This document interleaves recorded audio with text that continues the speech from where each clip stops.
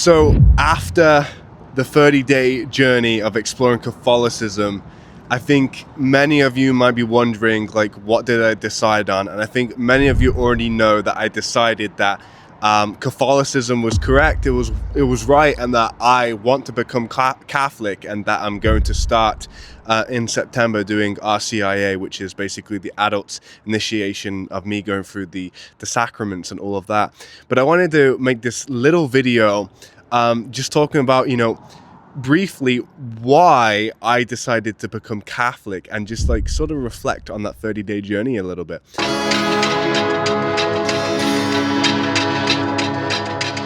So when I first came into it, I mentioned in the videos, I was arguing with Catholics, and that's why I decided, you know what, I can't argue with Catholics without knowing enough about it, so I'm going to explore it for 30 days. And if you had watched that video, you notice that the beginning of the video, I was actually really excited. That first mass that I went to on the very first day, it felt like an embarking on a new journey that gave me an excitement, and it also made me reflect on like the first connection that I ever had of Jesus when I was first introduced to him when I was a child, which is in Catholic school, right? So I was just revisiting all of this, and it was exciting. But as you notice, as you get through the video, I'm starting to think, and this is like in the first 15 days of like, Catholicism's nice, and you know what, I can be friends with Catholics and I can understand it, but I don't think I'm going to become Catholic. I want to stay Protestant. I love my Pentecostal church. I love my Protestant friends. I'm comfortable here, right? And that was sort of my reasoning to begin with as I started to go more into it. So then someone sent me a video, which many of you commented that video was so false. And yeah, that video was actually wrong.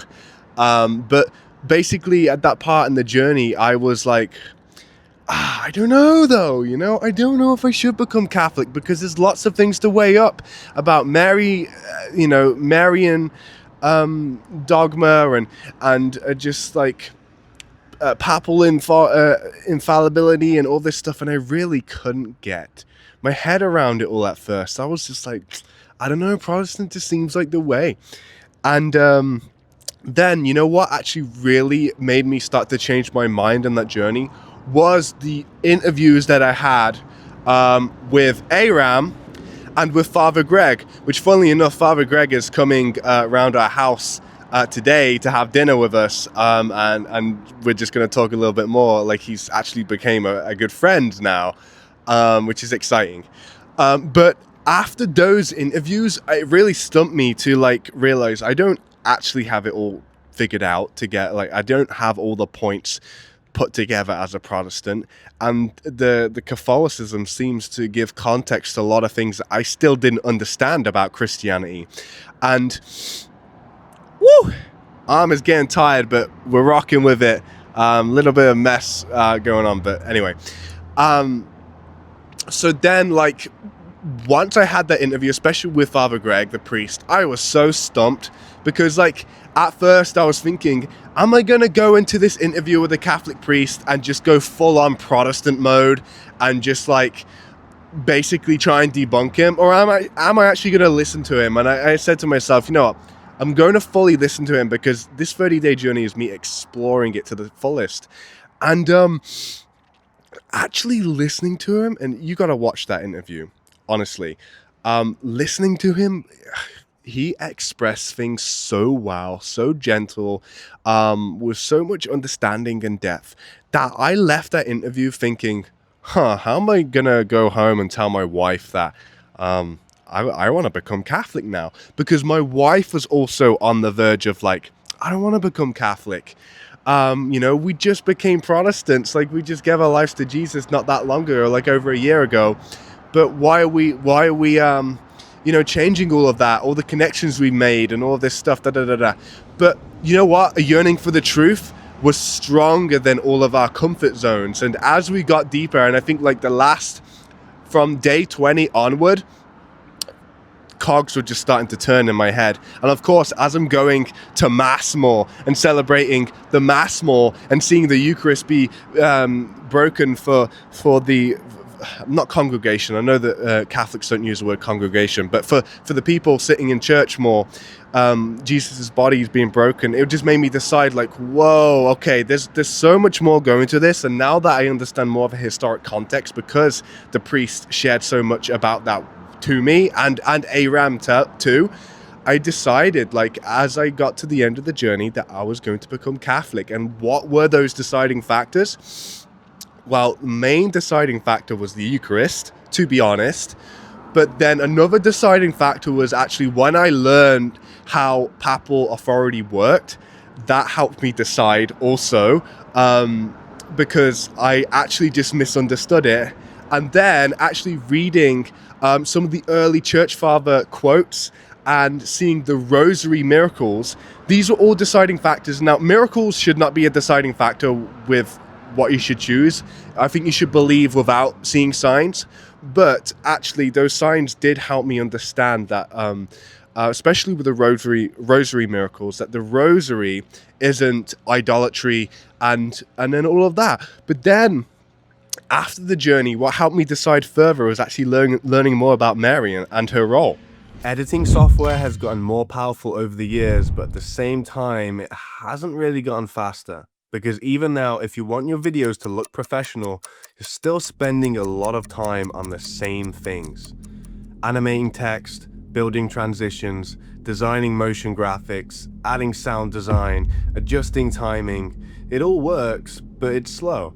And that's usually where most people hit a wall. That's why tools like Effects Flow are interesting. It's a Premiere Pro plugin that focuses entirely on speeding up the motion design side of editing. Instead of building everything from scratch, it gives you a library of pre-made elements that you can just drop into your timeline and immediately use. So things like text animations, transitions, motion backgrounds, number counters, and sound effects are already built for you. You're not starting from zero anymore, you're just assembling the edit. With Effects Flow, that process becomes a single step. You choose a style, apply it, and move on. The same applies to transitions. Instead of manually animating between clips or adjusting motion curves, you simply place a transition and it handles the movement automatically. You just drag and drop it into the right time. It sounds simple, but the impact is actually in the speed. Because when those small, repetitive tasks disappear, your entire editing workflow starts to feel lighter. You stop thinking about how to build effects, and you start thinking more about what the video is actually doing. When you combine all of this together, you start to notice something. Even basic footage starts to feel more intentional. It's not trying to make you a better editor, it's trying to remove the parts of editing that slow you down the most. So instead of repeating the same work over and over again, you're just building faster versions of ideas you already know how to create. And over time, that adds up. Because the faster your workflow becomes, the more consistently you can actually produce content. And in the end, consistency is what really matters in this day and age of creating content. So if you want to check it out, the link is in the description. I highly recommend it. It has completely changed the game for me. And now I am on my way to growing tremendously just because I can drag and drop these easy, professional quality animations into my timeline. But learning more about Mary and her role, because look, if you would have said to me as a Protestant that Mary gives the gifts to eternal salvation, and that basically she's the new Ark of the Covenant, and she's the new Eve, I would have said that's blasphemy. You got to focus on Jesus and Jesus only. But as I actually learned more and looked into the into Revelations and just more of like the points that are in favor of Mary, how it says in John that she's been given to a mother to all of us, and once I actually started speaking to more Catholics and having a broader understanding of it, I realized that I could no longer defend the type of not lifestyle, I guess that's not the right word, but the type of ideology and presumptions that I had as a Protestant. It was very easy for me to presume things about Catholics before doing the journey. And after doing the journey, I realized, like, wait, am I going to convert? Because the evidence seems to be so strong in favor of the Catholic side that once I realized like the imprint that Martin Luther left in the Reformation and how that split into so many denominations, I could no longer defend that, because actually when you're a Protestant, you are basically defending that. By being a Protestant, you're basically defending that it's a good thing that they reformed and now there's like tens of thousands of denominations. I can't defend that. You know, the reform should happen within the one church. It shouldn't be turned into, you know, thousands and thousands and thousands of other churches that define different doctrines on core issues, right? And again, like, the papal authority thing was a big thing for me as well. When I realized that, oh wait, I don't just blindly accept authority and submit myself to it. No, there's way more. There's way more to it than that. So another big deciding factor was actually realizing that when I sat down in the masses, the Catholic masses, that secretly I had been seeking more silence in church settings. Like, obviously it's not silent, like they're speaking and you're praying and you're doing all that stuff, but I mean more of a quiet reverence. It was the complete opposite in a Pentecostal church. Everybody's like blah blah blah, blah blah, speaking in tongues and loud music for like worship for like an hour straight, blah blah blah. And like, I guess that could be powerful in some ways, but that was too overstimulating for like me and my family, you know, like it's not what we wanted when we go to church. And then the other deciding factor was like, wait a minute, I'm going to church on different days other than Sunday. How enriching is this to my life that I don't just go to church on Sundays? And of course I have events like throughout the week as well, like depending on the church, but the Eucharistic Mass is just like any day of the week I can go, and like I can really go for spiritual protection in that sense. So like that was also a big deciding factor. Now, a lot of people ask like, why am I not deciding to explore Orthodoxy and go that route? And like the reason why, and the big block, is because of the language barrier. Right here, where I'm at, most of the Orthodox churches do not speak English, and there are some, but they're very small. And I mean, size doesn't matter, but like, they just only do it on Sunday. So again, it was just like, there's not as big of a community, and they only do it on Sundays, where Catholicism just makes more sense. Like me, speaking, you know, English, and it being way bigger of a community here where I am, and the fact that I could go any day of the week. So like that was a big deciding factor. And also because like I don't really have an issue with papal authority now that I understand it better.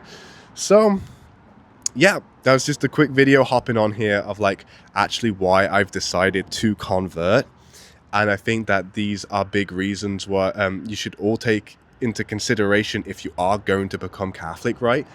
Take it all into consideration. I'm glad that I actually went on this journey, and I told everybody I was going on this journey, and that people would send me stuff, and that I got a lot of time to research stuff. And on that 30-day journey, there's a lot of days that were missed out.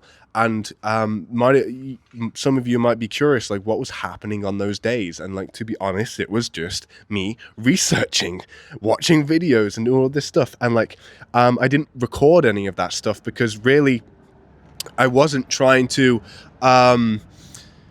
film the entire time, just because I have a family and like I have responsibilities and stuff like that. But like in those pockets and periods where I could do deep research, I wasn't like quickly grabbing the camera and going to film that. So like there is a lot of days where, like 4 days where I'm just thinking about this stuff crazy, and like I couldn't even record. I couldn't even turn on the camera because I'm like, I don't know what to say. Like I'm kind of mind blown about looking at all the early church history, and like it's kind of hard for me to put it into words right now. So that's also like what was going on. And look, I love all of you for like gravitating to the journey so much and basically helping me build this YouTube channel as well. I think that there's amazing things that's going to continue to happen, and I think I am going to document the RCIA process that I go through, and just help, you know, share and inform. And also like my video is a really good creative outlet for me. So like it's nothing without you guys. So I'm really grateful, and I am excited after seeing, you know, so many people, especially Gen Zers, more interested in early church history and going towards Catholicism. I'm excited, you know, for the next 5 years, 10 years, what's actually going to happen, because I know I've given my full life to Jesus, and I know that, you know, Catholicism makes the most sense to me. So anyway, God bless you all. Please like, comment, and subscribe if you want to see this channel grow. And yeah, peace.